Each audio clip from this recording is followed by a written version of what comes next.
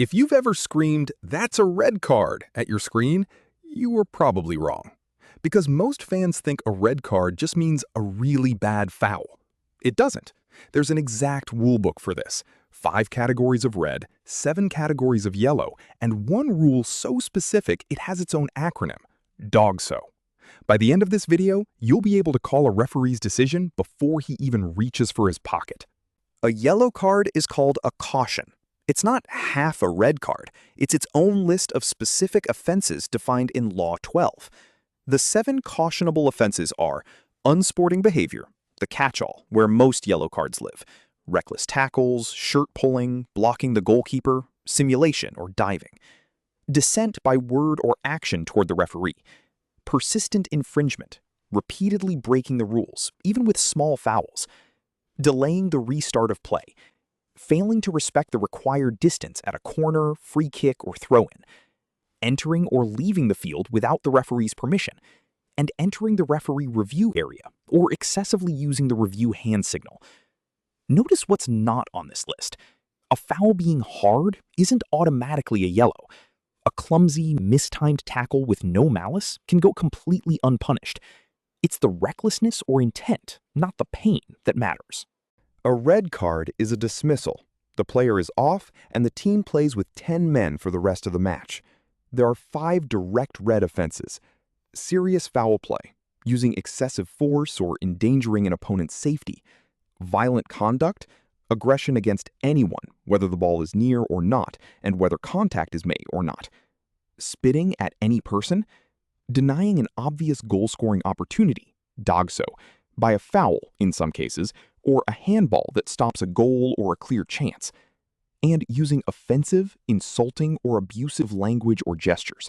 This is a step beyond ordinary dissent, which is only a yellow. Slurs or abusive gestures go straight to red. Plus one indirect way to reach red, a second caution in the same match. 2 yellows automatically equal a red. And here's the part fans get wrong.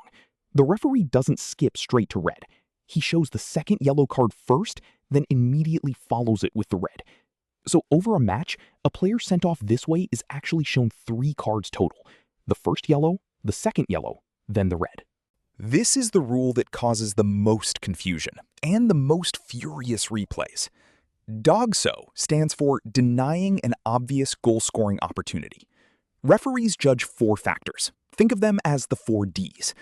Distance between the offense and the goal, distance between the offense and the ball, direction of play, is the attack actually moving toward goal, and number of defenders. How many defenders, including the fouled player, could realistically stop the attack? If all 4 point toward a clear run at goal with nobody left to stop it, and it's a foul that denies that chance, it's a straight red, anywhere on the pitch. But here's the twist most fans don't know. Since a law change in 2016, if the foul happens inside the penalty area and the defender is making a genuine attempt to play the ball, it's downgraded to a yellow card, not red, even though it's still DOGSO and still a penalty. The logic? Inside the box, a penalty is already a severe enough punishment, so the law rewards defenders who are actually trying to play the ball rather than just hacking the attacker down. That single clause has flipped the outcome of some huge controversial moments. Matches where fans were certain a red card was stolen when the referee was actually following the letter of the law. Let's bust 3 myths that even longtime fans get wrong. Myth 1. Any foul that stops a goal is a red card. False.